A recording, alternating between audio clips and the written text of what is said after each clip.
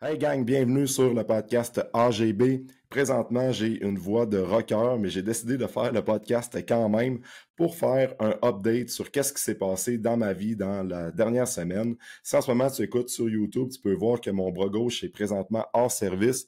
Ou si tu me suis sur les réseaux sociaux, que ce soit sur Facebook ou Instagram, peut-être que tu as vu passer la radiographie que j'ai postée où on voit mon épaule complètement éclatée. Donc, dans le podcast de cette semaine, j'explique comment tout ça est arrivé. Après ça, je vais expliquer comment je vois ça et comment je vais aborder mon entraînement et mon mode de vie dans les prochaines semaines, les prochains mois, considérant le fait que j'avais un objectif de transformation physique pour le 11 mai. Donc là, clairement que les plans changent un petit peu, puis c'est bien correct, je l'accepte. Donc, je vais expliquer qu'est-ce qui s'est passé puis livrer le fond de ma pensée. Donc, premièrement, c'était mardi le 6 février, mardi dernier. Moi, je joue au hockey une fois semaine. Fait que c'était ma game de hockey hebdomadaire. Puis, je me rends à l'aréna, il est 8 heures. Fait que là, c'est le temps de jouer au hockey. Puis, à ma troisième présence, en sortie de zone, j'ai pris de l'accélération. Puis, il y a un défenseur adverse qui est venu pour me bloquer. Puis, en essayant de l'éviter pour passer par la bande, puis après ça, aller récupérer la rondelle, on a eu une collision. Puis, c'est mon épaule gauche qui a complètement mangé le coup. Fait que sur le coup, j'ai comme été un peu shaké. Je me rendais compte que là, l'épaule était un peu instable. Mais je suis retourné au banc. Je me disais, bon, ben ça va passer. Puis je vais me préparer pour la prochaine présence. Sauf que quand j'ai embarqué par-dessus la bande pour sauter sur la patinoire, je me suis rendu compte que là, je n'avais vraiment plus de force dans l'épaule. Alors là, j'ai retraité au vestiaire, puis c'est là qu'en enlevant tout mon équipement, je me suis rendu compte que mon épaule était vraiment de travers, là. Fait que elle était un peu il y avait vraiment une posture qui était évidente, là, que mon épaule était plus basse que l'autre. Puis je voyais vraiment la clavicule popper vers le haut. Fait que là, je me suis rendu compte que c'était plus grave que je pensais. Fait que là, je me suis tout déshabillé au complet, à un bras, en douleur. C'était merveilleux. Mais j'ai réussi à me déshabiller, puis en sortant de l'aréna, j'ai lâché un texto, j'ai réussi à avoir un rendez-vous en orthopédie en clinique externe le lendemain, donc mercredi dernier, le lendemain, où j'avais un rendez-vous à 3h30 pour prendre des radios pour voir c'était quoi l'état de mon épaule, parce que je le voyais visuellement, mais sans radio, c'était moins évident pour moi. Puis après ça, lorsque j'ai rencontré l'orthopédiste, là, il m'a vraiment confirmé que c'était une luxation acromio-claviculaire de grade 3. Puis dans ces types de luxations-là, un grade 3, tu n'es pas obligé de te faire opérer, mais c'est fortement suggéré. Parce que si tu acceptes la lésion comme on le voit sur la photo que j'ai partagée, tu peux comme faire une immobilisation pendant une couple de semaines, une couple de mois, puis vivre avec ça. Sauf que tu risques d'avoir des complications de santé à long terme, que ce soit de l'arthrose au niveau de l'épaule, même que ça peut mener à une reconstruction quasi complète de l'épaule vers la cinquantaine, soixantaine, en plus des complications reliées avec l'arthrose. Puis en plus, c'est que tu viens qu'avoir vraiment un déséquilibre postural, fait que plein d'inconfort dans les mouvements de gym, dans les sports, dans les mouvements quotidiens. En plus de esthétiquement parlant, c'est moins beau. Fait que l'ortho m'a fortement suggéré d'avoir l'opération, mais je n'étais pas obligé d'avoir l'opération. Mais considérant le fait que je suis jeune, que je suis actif, puis que je pousse la machine pas mal au gym, j'ai décidé d'aller de l'avant avec l'opération qui était le lendemain en urgence, donc le jeudi soir, où je me suis fait opérer pour la première fois de ma vie. Puis l'expérience que j'ai vécue, c'est quand même assez fucked up, parce que moi, il faut comprendre que dans les hôpitaux, je file pas bien. OK? Je sais pas pourquoi, mais on dirait que je file pas bien quand j'arrive dans un hôpital. Puis là, c'était le temps de me faire opérer. Fait que moi, en plus de me faire injecter des cathéters dans le bras pour après ça avoir de la médication intraveineuse, puis après ça d'être dans un lit d'hôpital, c'était complètement surréel pour moi. Je sais que c'est pas grand-chose, puis c'est comme bien routinier pour eux, les orthopédistes, puis ça arrive à des milliers de personnes à chaque jour, sauf que je me sentais vraiment pas bien là-dedans. Mais très en confiance, par contre, j'étais comme ça va bien aller. Puis l'opération, je crois que ça a super bien été là, parce que ça guérit quand même bien jusqu'à ce jour. Puis mon suivi est la semaine prochaine avec mon orthopédiste là, pour voir un update de comment ça se passe avec la cicatrice puis la reconstruction, si on peut dire. Fait que ça, je vais donner des nouvelles, by the way, dans les prochains podcasts. Mais j'étais quand même un peu fébrile, puis tu sais, à jeun toute la journée. C'était très bizarre. Puis quand je suis arrivé pour me faire opérer dans la salle d'op, tu sais, c'était comme une anesthésie générale, fait qu'ils t'endorment. C'est la première fois que je me faisais endormir de ma vie, puis je me suis dit, comme quand ils te mettent le masque, là, t'es plugué de partout, c'est pour une opération à l'épaule. Puis je me suis dit, j'aurais comme voir le moment où ce que je pars d'un vape, puis que je vais essayer de combattre ça quand on essaie de combattre le sommeil, ou je vais trouver ça un peu bizarre, sauf que ça a comme claqué des doigts, puis c'est genre, tu te réveilles, genre, l'opération a duré une quarantaine de minutes, tu te réveilles, puis tout est fait, puis t'es dans un attel, puis c'est comme, va récupérer à la maison. Mais tu vois même pas le temps d'endormissement, ça claque. Fait que là, je me suis dit, c'est vraiment fort qu'est-ce qu'il y a dans ces produits-là pour nous assommer de même. Mais bref, tu sais, retour au réveil, puis là, ben, c'était la phase de récup qui commençait vendredi dernier. Là. Fait que ça fait à peu près une semaine que tout ça est arrivé. Puis l'intervention, ben, c'est vraiment qu'ils mettent une plaque de métal avec des vis pour essayer de recoller les deux morceaux ensemble pour qu'après ça, le processus de guérison naturelle se fasse. Puis après ça, tout dépendant comment ça se passe au niveau de la guérison, ben ils vont enlever la plaque de métal dans la prochaine année. Là, l'intervention est un peu moins intense, là, si je peux dire. La récupération est un peu plus facile par la suite. Fait que ça, reste à voir, ça va être quand. Fait que pour l'instant, depuis vendredi, ben là, j'ai une plaque dans l'épaule, puis une cicatrice que je vais prendre le temps de guérir dans les prochaines semaines.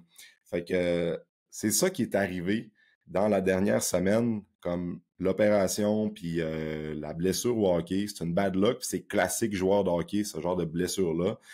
Des luxations grade 1, grade 2, grade 3, grade 4. Je pense que ça peut même aller jusqu'à grade 6, où ce que là, c'est vraiment opération évidente, puis t'as pas le choix de te faire opérer. Mais moi, j'avais le choix parce que c'était fortement recommandé. Puis dans le but de retrouver pleine fonctionnalité de mon épaule, puis pas d'avoir le moins possible de séquelles à long terme, je pense que c'était la meilleure option. Puis j'ai eu un super service Hôpital Dalma. Toute l'équipe était comme vraiment sweet, puis le docteur qui m'a opéré aussi, là, c'était comme super le fun. Fait que, ben, super le fun. C'était cool. Te faire prendre en charge par une belle équipe de même. Puis là, après ça, ben, sur le coup, comment j'ai vécu ça, c'est sûr que sur le moment, ça m'a fait chier sur le coup. Mais pas tant que ça.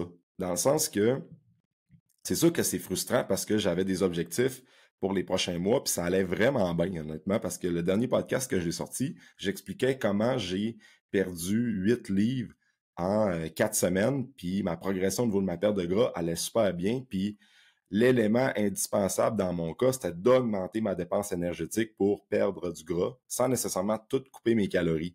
Fait que l'élément vraiment important pour moi, c'était de bouger plus. Fait que là, ce qui arrive, c'est que je peux plus bouger. Fait que c'est sûr que sur le coup, ça m'a comme frappé un peu, sauf qu'en même temps, curieusement, je suis comme le moral est quand même bon. C'est sûr que tu sais, il y a plein de petits irritants au day-to-day que là, comme tu as un bras dans la telle, puis il y a des moments que ça fait mal, puis it is what it is, c'est juste normal, tu sais, mais le mindset est quand même bon, puis plus ça avance, plus comme je suis comme dans un mode, c'est quoi le prochain move, c'est quoi le plan de match que je vais établir pour revenir à pleine capacité au bout de 4 mois. Parce qu'il faut comprendre que à partir du moment où ce que j'ai été opéré, c'est 4 semaines le bras immobilisé, 4 à 5 semaines, même peut-être 4 à 6 semaines, tout dépendant de ma condition. Donc là, en ce moment, mon bras, je ne peux pas le bouger.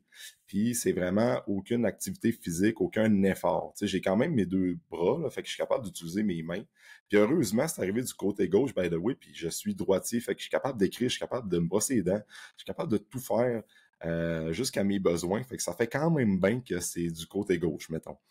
Euh, mais tu sais, c'est sûr que il y a plein de petits irritants, mais ça va passer, puis c'est 4 à 6 semaines, là, comme je vous l'ai dit, c'était 4 à 6 semaines d'immobilisation complète.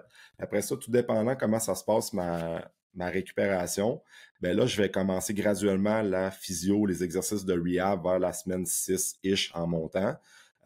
Puis ça va être là, comme un peu plus des exercices de renforcement au niveau des épaules, tranquillement regagner la mobilité, regagner de la force, travailler les muscles qui entourent l'épaule, puis tout ça, d'avoir vraiment un bon suivi en physiothérapie puis en rehab. Fait que ça, c'est comme mon prochain objectif. Là. Aussitôt que l'immobilisation va être faite, mon prochain objectif, c'est de réintégrer des mouvements de haut de corps pour faire une belle rehab. Puis après ça, graduellement, plus ça se passe, plus je vais avoir des suivis, puis plus je vais retrouver pleine mobilité, pleine capacité au niveau de mon épaule.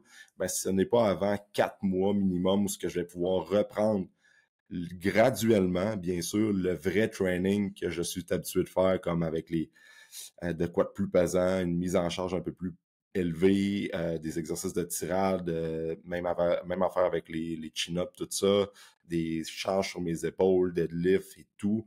Ça va se faire dans les prochains mois, après 4 mois. Mais d'ici les 4 premiers mois, le but, c'est vraiment de faire attention à pas trop mettre de charge sur mon épaule. Fait que c'est un peu ça le plan de match. Puis pour la transformation physique que j'avais le 11 mai, clairement que ça change les plans. Je pense que faut juste que j'accepte le fait que ça va être peut-être remis à l'automne ou à un moment plus cet été peut-être. Mais je n'ai pas mis un X complètement sur ça parce que moi, je crois fortement que le mouvement, c'est essentiel dans la vie. Puis plus tu bouges, plus tu récupères vite. Fait que mon plan, puis ça, je veux vraiment m'assurer d'avoir un bon tracking avec l'ortho, que je vais être capable, tu sais, mes jambes sont très fonctionnelles. Puis là, là, je dois récupérer. Ça fait même pas une semaine, ben ça va faire une semaine là, aujourd'hui, en fait, là. Comme, faut que je prenne le temps de récupérer, puis je sois capable d'accepter le fait que je bouge moins, puis ma dépense énergétique est moins élevée en ce moment, puis c'est fine de même, OK? Sauf que je veux graduellement intégrer des exercices pour les jambes, pour les mollets, pour les mouvements que je suis capable de faire, même avec le bras, dans un attel. Puis mon but, c'est de documenter tout ça dans les prochaines semaines, puis de trouver des alternatives de mouvements qu'on peut faire au niveau des jambes, même quand on est restreint au niveau du haut du corps. Fait que je vais essayer de comme trouver plein de démos d'exercices, des trucs que je vais poster sur mes réseaux sociaux pour démontrer le fait qu'on peut bouger toujours alentour d'une blessure, puis que le mouvement fait juste accélérer le processus de guérison en respectant aussi notre niveau d'énergie, puis en respectant la douleur, bien sûr.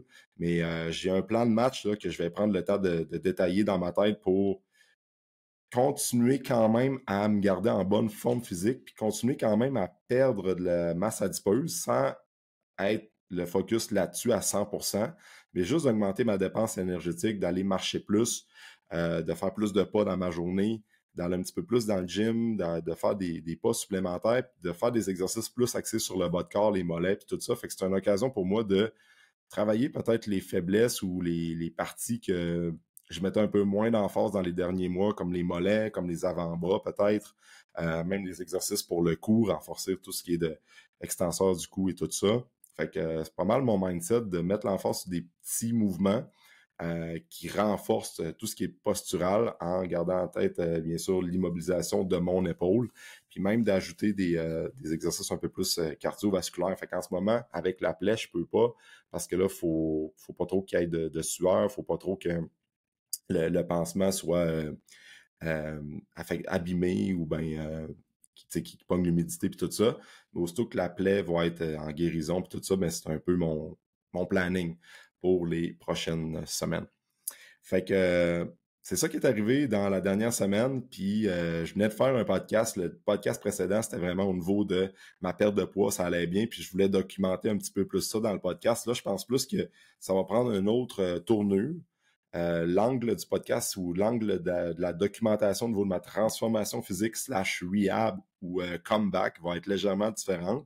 Mais je pense que ça va être quand même cool de partager tout ça, autant les exercices que je vais faire, autant qu'est-ce que je fais pour récupérer bien avec les suppléments alimentaires, avec la bouffe peut-être, puis de juste donner un update sur comment ça se passe, puis de montrer comment est-ce qu'on peut être résilient, puis comment est-ce qu'on peut continuer à s'entraîner, puis d'avoir des bonnes habitudes de vie, malgré le fait qu'on a une blessure, puis qu'il y a un événement dans notre vie qui arrive qui fait que on est out pendant une couple de semaines, pendant une couple de mois. Oui, on est out, comme oui, mon épaule est hors service, mais en même temps, il y a des affaires pas mal pire que ça qui arrive dans la vie. Puis mon but, ce n'est pas de faire pitié. J'en ai parlé un petit peu plus dans les réseaux sociaux, mais mon but, c'est pas de dire ah, prenez-moi en pitié, je me suis fait opérer, puis prenez soin de moi, puis écoutez-moi mon discours. C'est vraiment pas ça l'intention. C'est juste de peut-être motiver ou bien documenter tout ça pour montrer que c'est toujours possible de bien manger, de s'entraîner malgré les embûches, malgré les événements que la vie nous apporte. Parce que je pense que c'est toujours une façon comment est-ce que tu réagis face à un événement qui va déterminer comment tu vas t'en sortir. Puis c'est correct au début, quand il y a une situation, un événement qui te choque puis qui vient te frustrer, de sortir ta colère puis d'être fâché de ça. Tu sais, c'est une émotion comme une autre, tu dois la vivre, puis c'est bien correct. Mais après ça, c'est ta situation, c'est ton mindset face à cette situation-là qui va faire en sorte comment tu te relèves, puis comment tu vas passer au travers de cette épreuve-là, puis comment est-ce que tu vas travailler ta résilience, puis ton mindset au travers de tout ça. Parce qu'à toutes les fois que tu as un événement négatif, qu'on peut dire, qui arrive dans ta vie, ben je pense qu'il faut toujours se poser la question, qu'est-ce que j'ai à apprendre de cet événement-là ou qu'est-ce que cette situation-là va m'apporter dans le futur? Puis de toujours se projeter dans 6 mois, 12 mois, 18 mois, quand que tout ça va être derrière moi et que je vais avoir fait la rehab comme il faut, puis que je vais avoir appris de ça, ben qu'est-ce que ça va m'apporter de plus dans mon bagage, puis comment ça va me faire évoluer, autant physiquement, autant que émotionnellement, je peux dire que au niveau de mon mindset, tu sais. Puis là, ça fait juste une semaine, puis il y a des affaires que je me rends compte que des fois, j'ai tellement tendance à être borné côté entraînement, côté comme juste avec le gym, l'installation qu'on a chez nous, comme le style, les équipements que j'ai choisis, les appareils cardio que je voulais et que ceux que je ne voulais pas. Puis là, déjà, après une semaine, je commence déjà à brainstormer sur ça serait pas si mauvais finalement avoir cet appareil-là que je me faisais dire dans les derniers mois que ça serait intéressant à avoir, mais finalement, j'étais comme non, je suis vraiment pas là-dedans. Je pense que je veux plus apporter, me procurer des appareils muscu. Mais là, en tout cas, il y a peut-être des pistes que je suis en train de développer, de dire, ouais, finalement, c'est pas si une mauvaise idée, les suggestions que j'ai dans mon entourage, puis tout. Bref, je reviendrai avec un peu plus de détails, mais ça me fait déjà penser à plein d'affaires, côté business, puis côté personnel aussi, puis comment je vais approcher mon entraînement dans les prochains mois, prochaines années, puis aussi d'être plus capable de comprendre vraiment quand il y a une personne qui est blessée, puis qui vient nous rencontrer, puis qui a eu des blessures dans les derniers mois, dernières années, d'être plus capable de dire je comprends qu'est-ce que tu vis, j'ai passé par là, puis on va faire un plan de match ensemble pour revenir plus fort que tu étais. Fait que je suis pas mal plus dans ce mindset-là, comment je vais apprendre de cette situation-là. Fait que sans ce moment, tu sais, c'est comme sans être blessé, mais que tu viens de, je sais pas, vivre une séparation, perdre un emploi, il y a quelque chose de un peu plus intense qui est plus négatif qui se passe dans ta vie, puis que sur le coup, tu dis pourquoi ça m'arrive à moi? Ben, à place de te dire ça, tu pourrais juste te dire OK, qu'est-ce que je vais apprendre de ça? Puis comment je vais cheminer, puis comment je vais évoluer dans ce challenge-là. Parce que l'affaire, c'est que la vie, c'est des challenges, je pense, puis il va toujours avoir des défis, il va toujours avoir des bouts de tough, il va toujours avoir des nouvelles qui sont un peu plus mauvaises que d'autres, mais il va en avoir des très belles aussi. La vie, c'est un peu ça. C'est des gros, c'est des ups, c'est des downs, mais on essaie toujours d'évoluer au travers de tout ça, puis vivre une belle vie, bien sûr. Fait que c'est juste que là, ça tombe sur moi en ce moment. Mais encore une fois, je me ramène à l'essentiel en ce moment comme, OK, là, c'est mon épaule, on en revient, mais je suis capable de manger, j'ai mes yeux, j'ai ma bouche, je suis capable de sentir, je suis capable de, je vois ma fille à chaque jour, j'ai ma blonde, j'ai une belle équipe, j'ai ma famille, j'ai mes amis, tu sais. Fait que faut toujours se rappeler à qu'est-ce qu'on a, puis c'est quoi les choses qui sont vraiment essentielles dans la vie, parce que c'est facile de tomber dans le sentiment de ah là, ma vie, ça va vraiment pas bien. Puis ah là, c'est de la merde ces temps-ci. Ah, puis là, on voit juste le négatif, puis le négatif entraîne le négatif. Puis là, on tourne dans un d'effet boule de neige, que tout est négatif, puis tout est pire que c'est réellement. Il y a des situations vraiment plus pires que ça. C'est pas ça le but, là, mais juste de dire comme on se ramène à la gratitude puis à l'essentiel de se ramener à qu'est-ce qui est vraiment important puis qu'est-ce qu'on a dans notre vie présentement puis se rattacher à ça.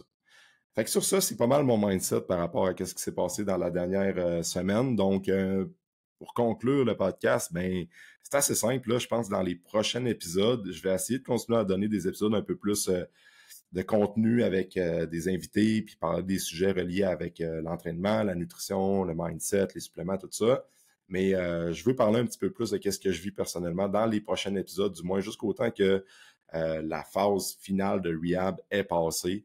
Fait que si en ce moment, tu as des questions pour moi, puis tu aimerais que j'aborde certains sujets, que ce soit les protocoles de suppléments, pourquoi je prends tel supplément en ce moment pour favoriser la rehab, ou bien comment j'aborde mon alimentation, un peu plus de détails avec les trainings que je vais faire, je vais tout documenter ça dans les prochains podcasts, peut-être pas à chaque semaine, mais bref, un de temps en temps, je pense que ça va être assez cool de donner une touche un peu plus personnelle. Fait que c'est ça l'histoire qui s'est passée dans la dernière semaine. Mais le moral est bon, tout va bien, puis on récupère, puis après ça, on revient plus fort. Fait que, en attendant, merci d'avoir écouté le podcast. Merci énormément à tous ceux et celles qui écoutent le podcast à chaque semaine. Si possible, laissez un 5 étoiles sur Spotify, Apple, abonne-toi à la chaîne YouTube. Je le répète souvent, mais c'est grandement apprécié lorsque je vois des étoiles. Ça veut dire qu'il y a des gens qui écoutent, puis ça aide certaines personnes au quotidien. Donc, c'est ma paye, puis c'est toujours le fun quand les gens me donnent des feedbacks, puis ils me laissent leurs commentaires sur comment ils ont trouvé les épisodes, puis qu'ils partagent comment est-ce qu'ils vivent ça avec moi. Là, des fois, on est capable de connecter sans nécessairement se parler. Donc, si tu veux communiquer avec moi, Alexandre Gagnon-Bouchard sur Instagram, écris-moi là-dessus. Puis si tu as des questions sur quoi que ce soit, blessure, si en ce moment tu es blessé, si en ce moment tu as une perte de motivation, quoi que ce soit, écris-moi, puis on va juste échanger ensemble. De toute manière, dans les prochaines semaines, là, j'ai mes deux doigts, fait que mon cell va être un instrument de travail un peu plus présent plutôt que l'ordi. Avec l'épaule, c'est un peu plus difficile, fait que texte-moi sur Instagram. Donc, merci d'avoir écouté le podcast. On se dit dans un prochain épisode. Bye!